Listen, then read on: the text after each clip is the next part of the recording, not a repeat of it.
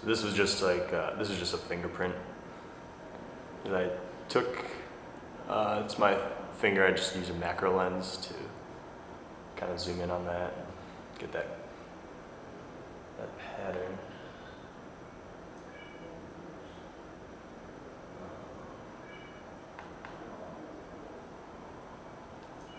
So just another fingerprint, just some After Effects, adjusting the curves on the video.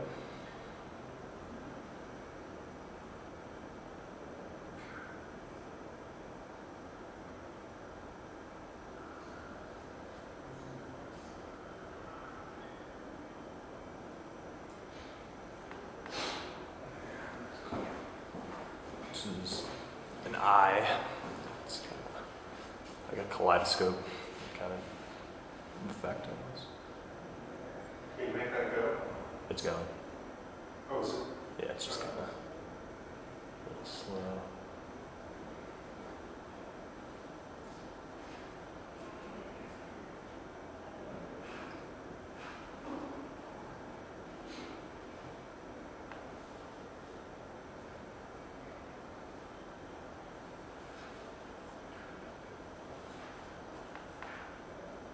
So just kind of a texture that kind of moves around, and just kind of.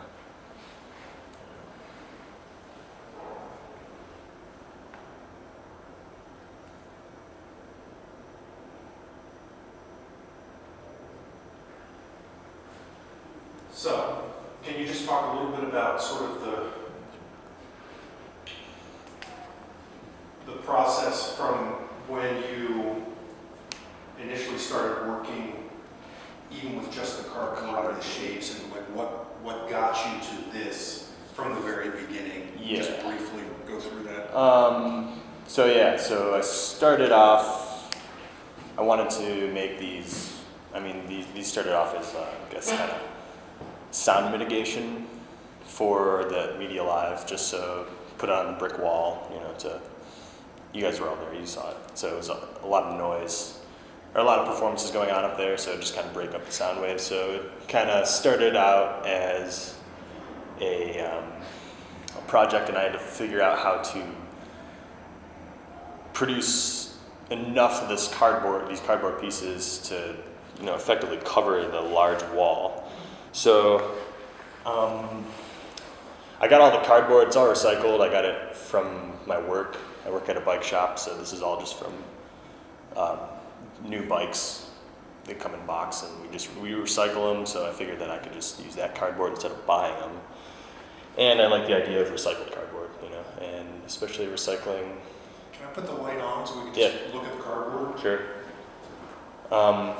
So anyway, I started off cutting these by hand, and that was pretty tedious. And then I contacted College of Architecture and Planning, and they have a giant laser cutter over there. And it's actually one of the largest the larger ones around around Denver, at least that I could get access to. They had a 2x4 foot bed, so I would cut them down to 2x4 feet and then get them all cut. And then I started just designing them I was just like folding paper into different shapes with different quadrants or different triangular spaces. And then I got into using the program Rhino to kind of generate surface, and then it breaks it up into triangles, and then it'll create templates for all the triangles, so you can laser cut them. And so I got into that, and well, and initially too, you were trying to do it like as whole. Yeah, a solid sheet. Yeah. Origami kind of things. Yeah, that was kind of with the folding. Yeah. The folding part of it, and then that just kind of proved to be a little too tedious and not appropriate for the large scale that I kind of needed. So I needed a way to mass produce it, and so that's the laser cutter, and then I started using Rhino. So at that point, for that part of the project, I wasn't projecting on it, so it was just kind of how can I put these on the wall and make them just kind of look interesting as the cardboard. Well, you had a brick wall to Yeah. deal with, so there were some things about the structural sort of Mounting them. Yeah, how to effectively mount it to a brick wall that they didn't want to have like a million screws. Yeah. So I mounted each of them, when they were mounted on the brick wall, they were each mounted with about they each had two screws into the wall. Or most of them had two, some of them just had one. And then they all kind of fit together and they hold each other up. Like if this was just on the wall, it would have been flush, and they all kind of end up holding each other up with the wall. So at that point, I mean, it was a surface that looked like it should be projected onto. Something should, Well, when you see a lot of those projection mapping projects, It's all you these- see yeah. these kinds of things like this, and Tesla. it's just like all of a sudden it clicked, like, oh shit, yeah. Yeah. So and it's all modular, so I can move it, rearrange it. There's not specific, formation it needs to be in, which is cool, and it's very portable. They all can all the shapes can break down into like a stack about this high. So, and then at the point where it was on the brick wall, I didn't think that I needed to paint them or anything or change the color. I thought the brick wall, the cardboard looked fine, and it also looks fine when the lights are off and it's being projected because you don't really see that it's cardboard.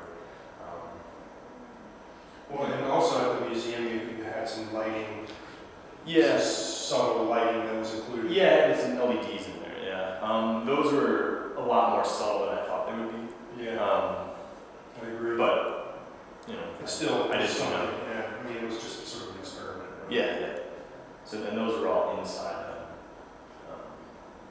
I think it would be kind of cooler to really get some stronger LEDs Well, so or position them. you were not at the panel discussion, right? No. At the museum. So, had any of you shown up at the panel discussion, which actually was pretty good. There weren't very many people there, but it was a great panel discussion.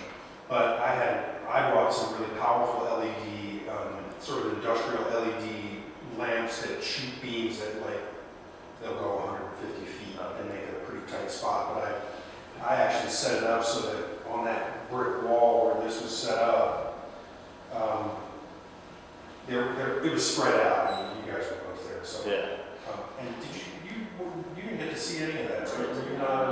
Okay. Well, anyway, so it was down pretty far, but I sort of angled some lighting Okay. that caught the edges and threw some shadows up, either along the brick part and into the ceiling, and the light just kind of went through a sort of a slow cycling between red, green, and blue, Yeah. and all the sort of colors in between, and that looked pretty cool, just in terms of the way the shadows interacted with the bricks and the shapes and whatnot. So there's definitely